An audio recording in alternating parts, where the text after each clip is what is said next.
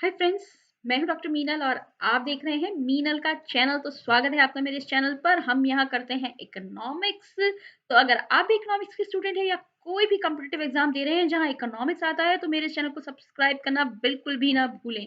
तो कोई ड्रामा, कोई फालतू की बात किए बिना हम आते हैं आज के वीडियो के टॉपिक पर। जैसा कि आप देख सकते हैं यहाँ स्क्रीन पे, हमारे आज के वीडियो का टॉपिक है डेल जॉर्गेनसन इन्वेस्टमेंट थ्योरी। तो ये नया नया नाम होगा, कई लोगों को लगता है सुना नहीं क्या भला है। गेट के सिलेबस में तो ये एज इट इज इसी जो टाइटल है इसी टाइटल से सिलेबस में दिया गया है, लेकिन नेट के सिलेबस में भी है और दूसरे सिलेबसेस में भी है। लेकिन इसका एक दूसरा नाम भी है जो कि ज्यादा पॉपुलर है और वो है नियो क्लासिकल इन्वेस्टमेंट थ्योरी। तो नियो क्लासिकल इन्वेस्टमेंट थ्योरी को डेल जॉर्गेनसन इन्वेस्टमेंट थ्योरी भी कहते हैं। बहुत ही इंपॉर्टेंट टॉपिक है। बहुत लोगों ने इसे पढ़ा नहीं है अपने यूजी पीजी के सिलेबस में, तो उनके लिए ये नया भी होगा। तो मेरा आप मेरे इस वीडियो को अंत तक जरूर देखिएगा। तो सबसे पहले इस थ्योरी का बेस क्या है? सबसे पहले तो ये एक माइक्रो फाउंडेशन है एग्रीगेट इन्वेस्टमेंट फंक्शन का। और बेस ये है कि दो तरह की जो फर्म्स हैं वो होती हैं। There are two type of firms. ठीक है, एक तो है हमारी प्रोडक्शन फर्म और दूसरी है हमारी रेंटल फर्म। तो अब ये प्रोडक्शन फर्म कौन सी है?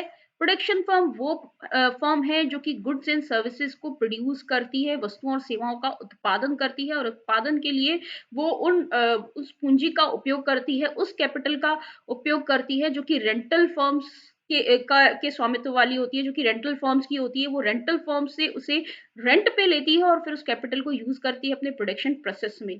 फिर दूसरी तरह की फर्म होती है जो कि होती है रेंटल फर्म्स। ठीक है, तो यानी ये प्रोडक्शन फर्म्स वो हैं जो कि गुड्स एंड सर्विसेज को प्रोड्यूस करेंगी। रेंटल फर्म वो है जो कि कैपिटल या मशीनरी को खरीद कर उसे किराए पर देंगी, उसे रेंट पर देंगी। तो rental firms they buy capital and give it on rent to producing firm.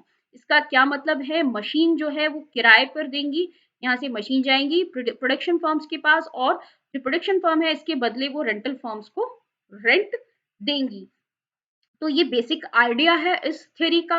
Objective क्या होता है? ऑब्जेक्टिव ये देखना है कि ऐसा कौन सा पॉइंट होगा कहाँ तक जो है प्रोडक्शन फर्म जो है वो अपना कैपिटल को रेंट पे लेगी, उसके लिए फायदेमंद रहेगा। और रेंटल फर्म के लिए वो पॉइंट कहाँ होगा जहां पर रेंटल फर्म को अपना कैपिटल को खरीद कर रेंट पे देना फायदेमंद रहेगा। तो ये पॉइंट कौन से होंगे?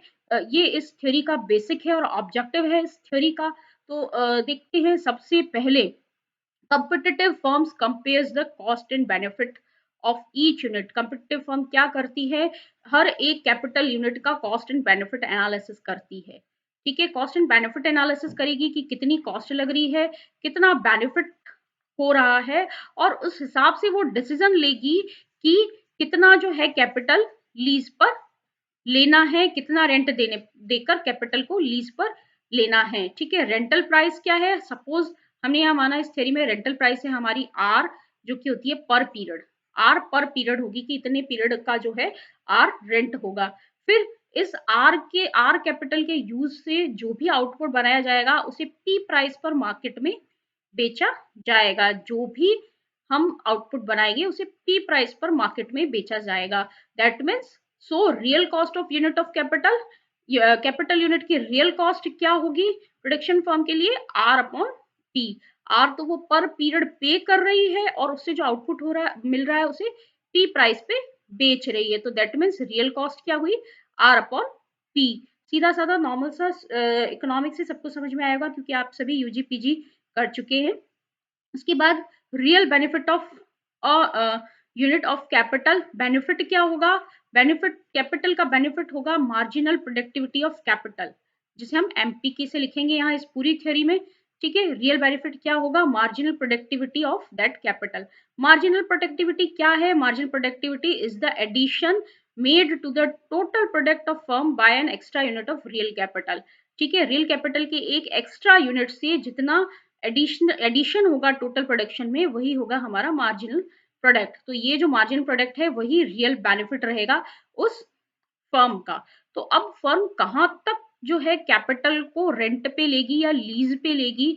जब तक कि उसका जो बेनिफिट है वो रेंटल प्राइस से ज्यादा है। ठीक है। अगर बेनिफिट रेंटल प्राइस से ज्यादा है दैट मीन्स फर्म क्या है, प्रॉफिट अर्न कर रही है। ठीक है, प्रॉफिट अर्न कर रही है, then he will he will hire more capital he will hire more capital to increase its profit। उसको अपना प्रॉफिट बढ़ाना है और कैपिटल वो हायर करेगी। ठीक है, कब तक हायर करती रहेगी, जब तक कि जो मार्जिन प्रोडक्टिविटी ऑफ कैपिटल है वो रेंटल प्राइस के बराबर नहीं हो जाती। जहां पे ये दोनों इक्वल होंगे वहां क्या होगा, मैक्सिमम प्रॉफिट। उससे आगे अगर वो कैपिटल को हायर करेगी तो क्या होगा, एमपी के डिक्रीज हुआ, क्योंकि जैसे जैसे हम कैपिटल ज्यादा यूज करेंगे वैसे वैसे एमपी के फॉल होगा, मार्जिन प्रोडक्टिविटी उसकी कम होती जाएगी। ठीक है, इसलिए अब और अगर एमपी अगर और कैपिटल हायर करेंगे एमपी के और कम हो जाएगा, वो रेंटल प्राइस से भी कम हो जाएगी मार्जिनल प्रोडक्टिविटी, तो लॉस होगा। इसलिए ये वाला जो पॉइंट है जहां एमपी के रेंटल प्राइस के बराबर है, यहाँ मैक्सिमम प्रॉफिट होगा, और जो प्रोड्यूसिंग फर्म है वो उसके लिए वो मैक्सिमम प्रॉफिट की सिचुएशन या ऑप्टिमम सोल्यूशन रहेगा। अब देखिए नेक्स्ट हम देखते हैं इसको, अपना जो डायग्राम है उसकी सहायता से इसको थोड़ा समझने की कोशिश करते हैं। सबसे पहले तो देखिए एमपीके की बात करें। ठीक है, हमने एमपीके लिया है, ये ये वाला कर्व, ये कर्व हमारा है एमपीके। ये डाउनवर्ड स्लोपिंग है। डाउनवर्ड स्लोपिंग इसलिए है, जैसे जैसे ज्यादा कैपिटल हम यूज करते हैं, कैपिटल की क्वांटिटी बढ़ाते जाते हैं, मार्जिनल प्रोडक्टिविटी क्या होती है उसकी, मार्जिनल प्रोडक्टिविटी ऑफ कैपिटल कम होता जाता है। साथ में ये क्या है, ये है हमारा इन्वेस्टमेंट। ठीक है, ये हमारा इन्वेस्टमेंट है। तो ये इन्वेस्टमेंट कांस्टेंट इसलिए है क्योंकि शॉर्ट रन की हम बात करें तो शॉर्ट रन में क्या होता है, शॉर्ट रन में जो इन्वेस्टमेंट है वो हम ज्यादा नहीं बढ़ा सकते, कैपिटल ज्यादा नहीं बढ़ा सकते, तो जो हमारा इन्वेस्टमेंट है वो कांस्टेंट रहता है, इन्वेस्टमेंट जो है वो कांस्टेंट रहता है। तो इसलिए ये एकदम वर्टिकल सीधी लाइन है, जहां पर जो ये एमपी के इसको कट कर रहा है, रियल रेंटल प्राइस एमपीके के बराबर है, वहां पे हमारा इक्विलिब्रियम होगा। इक्विलिब्रियम है ये रेंटल मार्केट ऑफ कैपिटल का। एक थोड़ा सा हम एग्जांपल लें, अगर इसको जिसको नहीं समझ में आया उसके लिए प्रैक्टिकल लाइफ एग्जांपल। सपोज एक बिल्डर है, उसको कॉन्ट्रैक्ट मिला है कि ये जमीन है, इस पे मल्टी स्टोरी बिल्डिंग बनानी है। तो सबसे पहले उसे क्या करना पड़ेगा, 2-3 महीने का उसका क्या काम होगा कि वो जो जमीन है उसकी लेवलिंग करनी है, ऊपर ऊबड़ खाबड़ है, चट्टाने हैं, पहाड़ है, तो लेवलिंग करने के लिए उसे क्या चाहिए, एक अर्थ मूविंग मशीन चाहिए।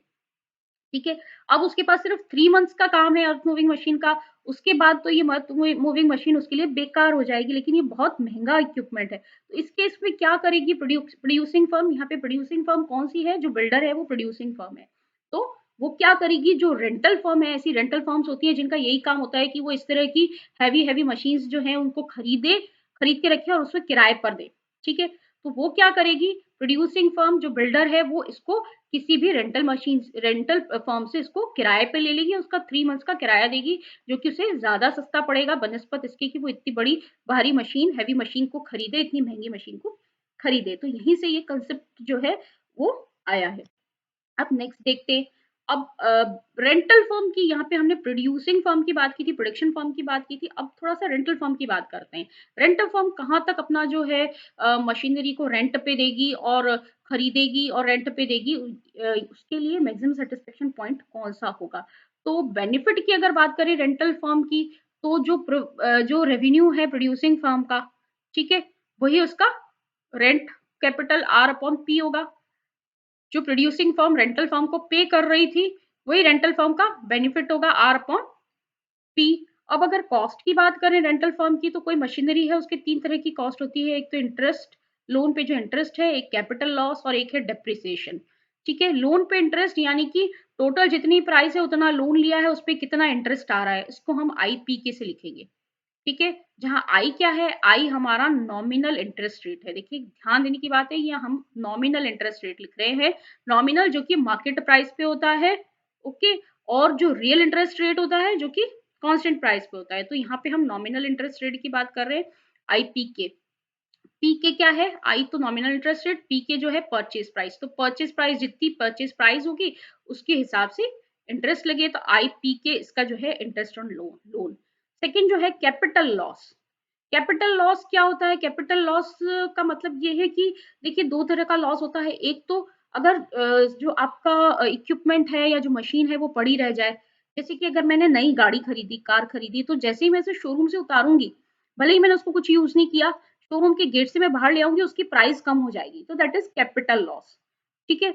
जो कि ऐसे ही हो जाता है, उसको बिना यूज़ किए भी हो जाता है। एक दूसरी चीज़ ये होती है कि हम उसको वो पड़ी रहती है। जैसे लॉकडाउन में अगर मेरी गाड़ी पड़ी रह गई, उसकी बैटरी-वैटरी खराब हो गई, उसके टायर ट्यूब खराब हो गए, तो that is also a type of capital loss, हालाँकि मैंने अपनी गाड़ी को यूज़ नहीं किया।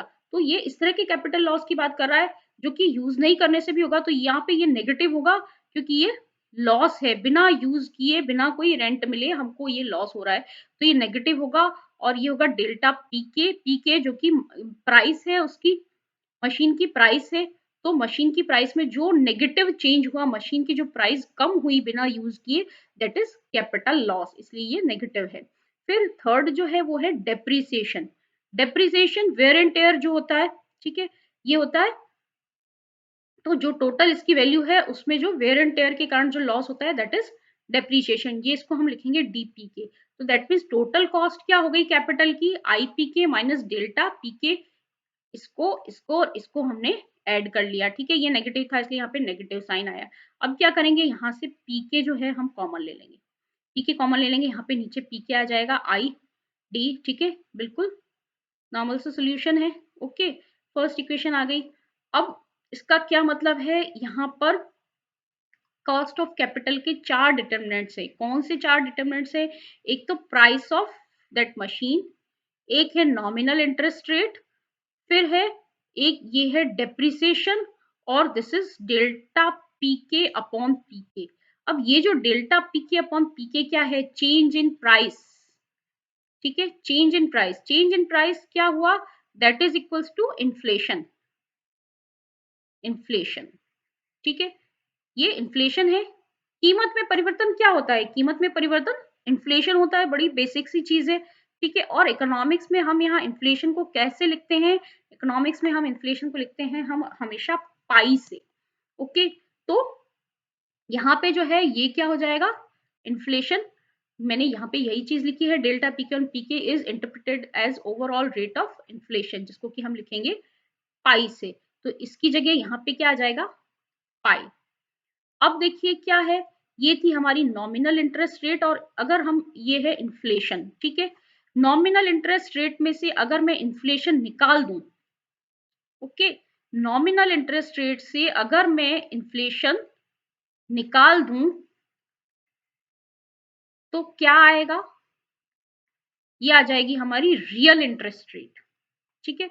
नॉमिनल और रियल में यही डिफरेंस होता है, नॉमिनल में मार्केट प्राइस का इफेक्ट होता है, रियल हम बेस प्राइस पे लेते हैं, ठीक है? यानी कि नॉमिनल में जो इन्फ्लेशन है उसका इम्पैक्ट रहता है, जबकि रियल जो है उसमें से हम इन्फ्लेशन के इम्पैक्ट को निकाल देते हैं। तो आई में से अगर हम इन्फ्लेशन निकाल देंगे तो पीछे क्या बचेगा, पीछे बचेगा हमारा जो है वो real interest rate. Real interest rate को हमने किससे लिखा, रियल रेट ऑफ इंटरेस्ट को हमने आर से लिखा, ठीक है? तो डेल्टा माइनस पाई, आई माइनस पाई क्या हो गया, आर, जो कि है रियल इंटरेस्ट रेट, ठीक है?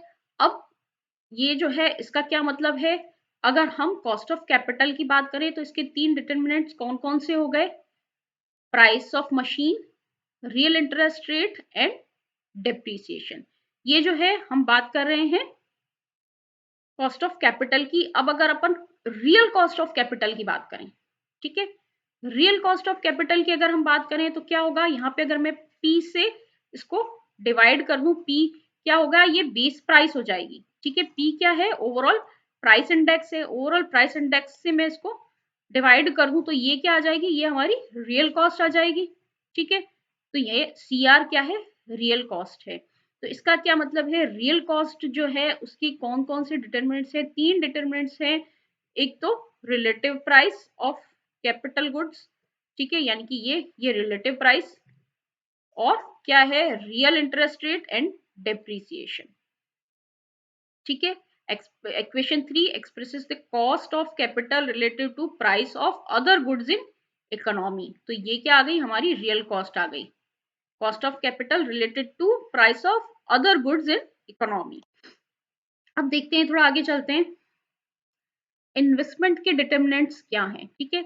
यहाँ तो हमने देखा इसकी बेनिफिट, रेंटल फर्म का बेनिफिट क्या है और रेंटल फर्म की कॉस्ट क्या है, ये दोनों हमने देखे और कॉस्ट और बेनिफिट के हिसाब से ये डिसाइड करेगा। अब इन्वेस्ट करना है, कैपिटल के लिए इन्वेस्ट करना है, तो इन्वेस्टमेंट कैसा होगा इसको कैसे हम डिसाइड करेंगे, ठीक है, या इन्वेस्टमेंट फंक्शन कैसे डिटरमाइन होगा इसको हम देखेंगे। तो by renting out each unit of capital firm earns revenue कितना, आर अपॉन पी, बिल्कुल ठीक है। And incur the real cost, ये रियल कॉस्ट हमने निकाली अभी, ये रियल कॉस्ट है, ठीक है। So it's real profit per unit of capital और the rate of profit is, यहाँ पर बेनिफिट में से रियल कॉस्ट निकाल दी, तो ये क्या आ गया, हमारा प्रॉफिट आ गया, ठीक है। जितना बेनिफिट हो रहा है उसमें से रियल कॉस्ट निकाल दी, तो क्या आ गया, हमारा प्रॉफिट आ गया। Rate of profit is equals to real revenue from capital minus real cost of capital. Since the real rental price of capital equals the MPK in equilibrium, the rate of profit may be expressed as, ठीक है, rate of profit, ये जो है real benefit equilibrium में क्या होगा, हमने पीछे देखा, यहाँ पे इस स्लाइड में देखिए, यहाँ पे हमने देखा कहाँ पे होगा, जहां एमपीके रेंटल प्राइस के बराबर है। रेंटल प्राइस हमारी क्या थी, आर अपॉन पी, यानी कि इक्विलिब्रियम कहाँ होगा, जैसे कि ये यहाँ पे भी देखा था इस फिगर में भी, जहां एमपीके जो है वो आर अपॉन, सॉरी, एमपीके जो है आर अपॉन पी के इक्वल होगा, वहां पे इक्विलिब्रियम होगा। तो अब यहाँ पे भी जब हम बात कर रहे हैं, ठीक है, इक्विलिब्रियम है, एमपीके इन इक्विलिब्रियम है, तो यहाँ पे आर अपॉन पी की जगह हम क्या लिख सकते हैं, एमपीके, के MPK minus real cost of capital. The rental firm makes profit if MPK exceeds the real cost of capital. Profit कब होगा, जब MPK जो है रियल कॉस्ट से ज्यादा होगा, ठीक है। और अगर लॉस कब होगा, जब ये MPK रियल कॉस्ट से कम होगा। तो इस तरह से इन्वेस्टमेंट कितना होना है ये डिसाइड होता है। अब नेट इन्वेस्टमेंट क्या होता है, नेट इन्वेस्टमेंट का क्या मतलब है, तो देखिए सबसे पहले नेट इन्वेस्टमेंट है यानी कि हमारा जो कैपिटल है पहले से उसमें चेंज, यानी कि टी टाइम पे हमारा जो कैपिटल था उसमें से टी माइनस वन टाइम पे जो कैपिटल था वो निकाल दें, तो हमारा जो इस साल का जो इन्वेस्टमेंट है या चेंज इन कैपिटल है वो आ जाएगा, ठीक है।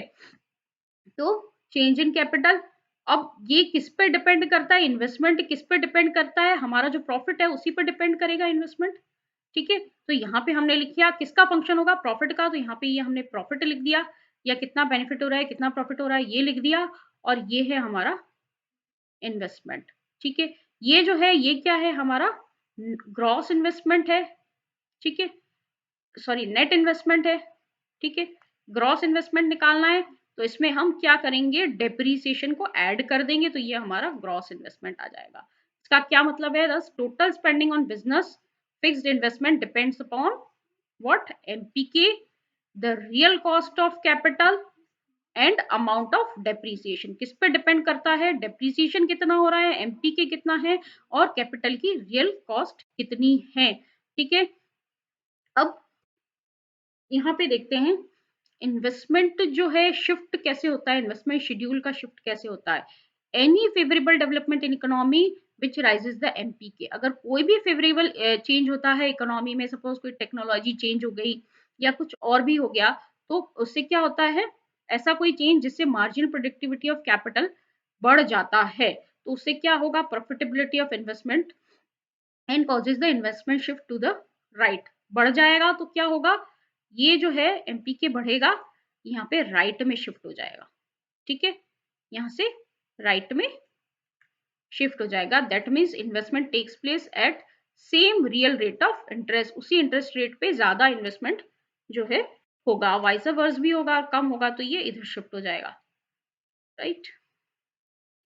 अब inter temporal adjustment of capital stock, capital stock का जो लॉन्ग रन में जो एडजस्टमेंट है वो कैसे होता है, ये एक बेस भी है सोलो मॉडल का, कॉल्डर मॉडल का, तो बहुत इंपॉर्टेंट चीज है। लॉन्ग रन में क्या होगा, अभी तक हम शॉर्ट रन की बात कर रहे थे, तो शॉर्ट रन में तो क्या था कि यहाँ पे ये इन्वेस्टमेंट ये ऐसा कांस्टेंट हमने बनाया, ये एमपीके था, ठीक है, और ये कांस्टेंट था शॉर्ट रन में क्योंकि कैपिटल हम नहीं बढ़ा सकते। लेकिन अगर लॉन्ग रन है तो क्या होगा, if MPK is initially above the real cost, अगर एमपीके रियल कॉस्ट से ज्यादा है, ज्यादा है तो क्या होगा, कैपिटल स्टॉक जो है वो बढ़ेगा और एमपीके विल फॉल।